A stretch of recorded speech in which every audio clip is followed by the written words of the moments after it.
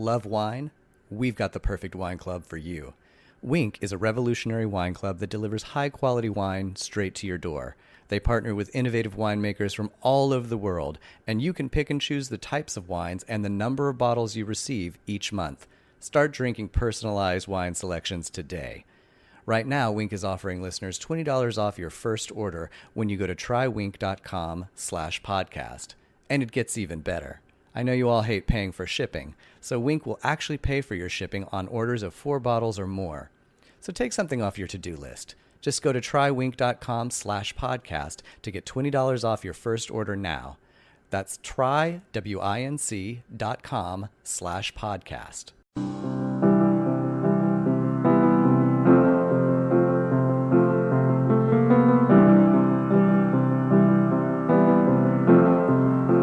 So what would Gandhi do if he was here and facing Donald Trump as president of the United States of America? That's actually an interesting question. And I have on the telephone with me right now, all the way from London, Charles Cassidy. He teaches mathematics, but he also is behind a group called Evidence-Based Wisdom, and the website is evidencebasedwisdom.com. Charles, welcome to the show. Hi, Ethan. Thanks for having me on. It's great to be here. Well, I'm really glad we were able to get you. This is a fascinating topic and an excellent article in Psychology Today as well. But, Charles, do me a favor. Let's start with give me a summary really quick, though, of what is evidence-based wisdom? What does that mean? Well, it's a great question. My background's physics, actually. So, for me, if something can't be measured, I tend to sort of lose interest quite quickly. I kind of thought of wisdom typically as a sort of late-night coffee student kind of conversation. Maybe it's theology, maybe it's philosophy, but that's kind of changed. In the last sort of 10 years, it's become a real serious subject of scientific inquiry. So for me, with my science background, the idea that this sort of glittering prize of, that's been sought over generations is something that science is getting its handle on. That got me really excited. So that's why I'm really excited about this area at the moment. Oh, it's great. So, all right. So then, of course, my next question is, how do you measure wisdom? I mean, that seems like such an esoteric topic. How do we measure it? Yeah, I mean, it's another great question. I mean, firstly, we've got to define it. And wisdom isn't something like gravity, that you can sort of objectively say it exists outside humans, right? So it's a construct we've made up ourselves. So there's quite a bit of variance over what people, say is the definition of wisdom. But kind of a nice way to think about it is it's people who are able to integrate intelligence with emotion. They can consider problems from multiple perspectives, navigate uncertainty skillfully. And what's really important is that they do this with a mind towards orientating to the common good. It's not just about advancing your own interests. I mean, that's Machiavellian, that's tactical perhaps, but no one would say doing that for just simply to advance your own interests was wise. Oh, there you go. I appreciate you explaining that to me. And so you're a director of evidence-based wisdom, and you're sitting in the back of a taxi and at 3:30 a.m., which I'm not going to ask you why. I'll leave that question alone, what you're doing at 3:30 a.m. But that's a separate conversation that we can have. But what would Gandhi do? And I thought what a brilliant question, because we can all talk about President Trump and strategies and everything else, but what a fascinating thought. So what's your take on what Gandhi would do? Well, firstly, I mean, let's keep in mind the time change. So I was in the back of a taxi coming home from an election party, which had, was taking place a lot later here than over there. So the party had kind of taken a bit of a, sharp, nasty downturn and wasn't kind of turning out the way I'd hoped. And so I'm sort of flailing around trying to work out how do we respond to this. I think like a lot of your listeners, how does one actually deal with this? Do we have the tools to put together a meaningful response? And, doing this work that I do with wisdom, Gandhi comes up a lot. He's often cited in polls and surveys as, one of the wisest leaders of the 20th century. So this kind of image hit me of, Gandhi meeting Trump, the worlds apart, how would that play out? So that's how the idea came to be in the first place.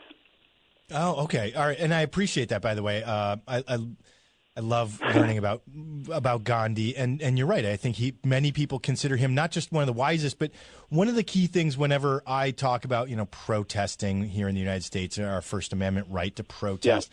Yeah. I always try and relate back to the idea of peaceful protests, and he's one of those key leaders. He and the Reverend Dr. Martin Luther King Jr. Sure. So all right. Sure. So how do we apply now? All right. So what? Gandhi, what would he do? I mean, would he do a big sit-in? That's the question. You've asked it in a couple of ways, and it's about time I actually kind of faced it head on.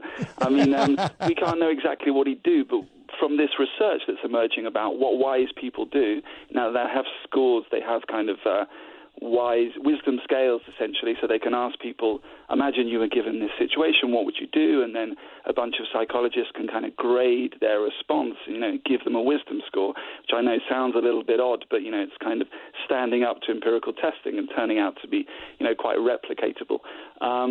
They're able to identify how wise people generally respond to dilemmas. So we can see what is it that wise people do. And there's a couple of really interesting things that come out of this research that could suggest how perhaps someone like Gandhi might respond. And the first one, I think, that's really key, especially with all this sort of angst and conflict that's going on at the moment, is wise people are really good at considering a problem from multiple perspectives simultaneously. Okay, Charles, I have to stop you right there. So hang on just a second. Charles Cassidy is joining me on the phone from London. He's Director of Evidence-Based Wisdom. So I stopped you right there, Charles, because in our current political environment, particularly here in the United States, I can't speak as well to what's happening in the UK right now, but I can't think of a single political leader who actually seeks out other perspectives. Now, President Trump keeps inviting people into the White House who disagree with him, but I'm not getting the feeling that he's actually listening. You know what I mean? So it's one thing to say, hey, come on in, let's talk about this, but it's another thing to fundamentally, deeply listen and consider the other arguments. Yeah, for sure. And also, some people, when they say, hey, they read my article and say, I'm not going to sit down with these guys with these, detestable perspectives and engage with them. It's not really for their own good. It's for our own good. If we want to get a broad understanding of this situation, we need to get to the people that have a perspective on it that we can't possibly see from where we're standing. Each of us is trapped in our own, we can only see things from one place, right? So if you really want to understand what's going on, our adversaries have to be viewed as assets to be tapped. So that's why we need to go out and find these people that are seeing things differently. It doesn't necessarily mean we're going to compromise or we're going to, do what they say, but I know some people get nervous about that. I'm not going to sit down with these people, but it's a selfish thing. If you want to understand what's going on, you can't really do so unless you're prepared to, tap the perspective of your adversaries. So that's kind of what I'm getting at with that.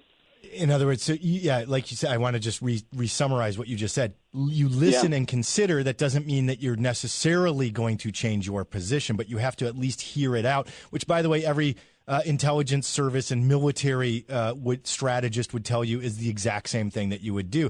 So, this is not a narrow perspective that only peaceniks would do it. Even people who are involved in the art of war do that same thing because it gives them advantages. So this idea of listening to others. But I like the second point, too, which is that your understanding is always partial. And I'm telling you, that is an exceptional minority of people in the world who are able to maintain that perspective through a conversation, is that I can't fully understand your viewpoint. Yeah, for sure. I mean, wisdom is not easy, That's why it's such a sort of rare trait. So all these things that we're talking about that wise leaders would do, Gandhi, someone of that ilk, it's not every day that people can achieve these kind of feats. So it's no surprise that it's hard. But this idea about us having just a partial view is critical. Often we get very righteous and indignant that we know how it is. But we have to hold on to our perspective with confidence, but also kind of loosely. So should things change, should things develop, that we're happy to update our beliefs and reconsider things.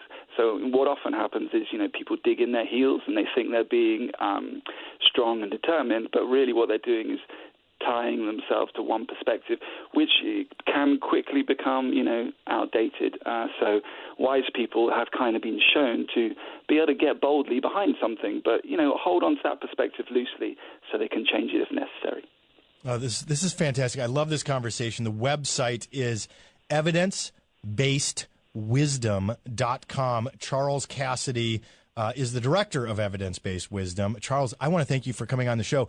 We're going to have to follow up because I think there's more conversation to be had on this topic. Charles, appreciate your time today. Thank you. Yeah. Thank you, really Ethan. Thanks for having me on the show. And don't forget, I put the article on intentionalinsights.org. I did say I'd mention that too.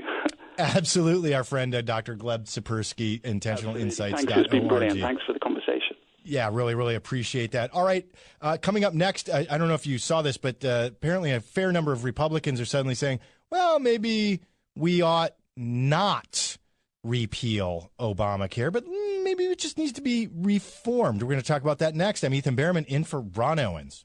If you're after a great deal on broadband, PlusNet is here to help. Unlimited broadband and line rental from just £20 a month for 18 months, plus a one-off $6.99 postage and packaging fee. That's more helpful than Helpy Helperson, the world's most helpful Norwegian. Hello! Not now, Helpy. Get unlimited broadband and line rental from one simple monthly price of just £20, now with £50 cashback. Offer ends 7th of February. Visit plus.net now. PlusNet will do you proud. Prices may change. 18-month contract. New customers in low-cost areas only. Traffic prioritization applies. See plus.net/traffic terms apply.